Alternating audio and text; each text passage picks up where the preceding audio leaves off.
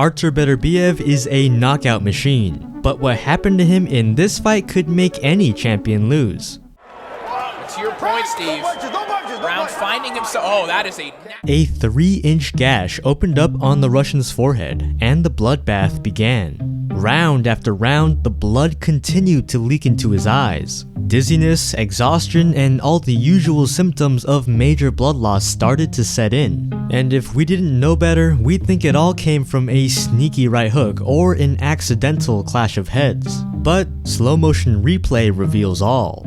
This was the handiwork of a clever but dirty fighter.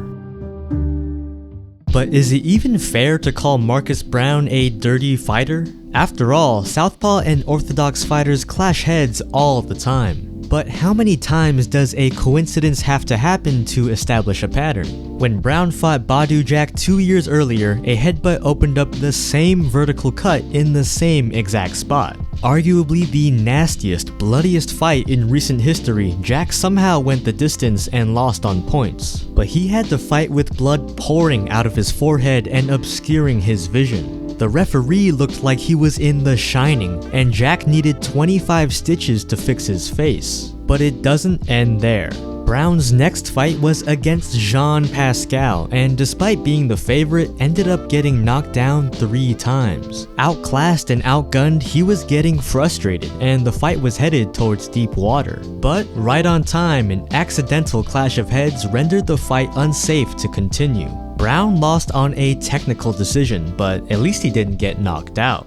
So is Marcus Brown a shady boxer? Well, when you're up against the champ, you do anything to survive. Artur Beterbiev was 16-0, with all 16 wins coming by way of brutal, thudding knockout. And when your punches sound like gunshots,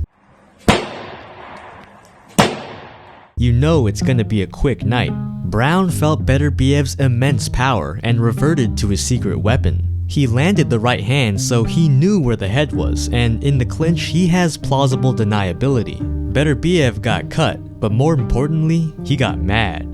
The doctor examined the laceration and said, suddenly, Artur's championship, undefeated record, and legacy could be ripped away from him. And with the fight in jeopardy, he went into search and destroy mode. Wearing a mask of blood, Beterbiev turned up the heat, knocking down the challenger with a multi-punch combination. His corner kept the blood under control, and the champ continued to punish his enemy. Vicious shots to the body opened an uppercut that dropped Brown to his knees for the final time.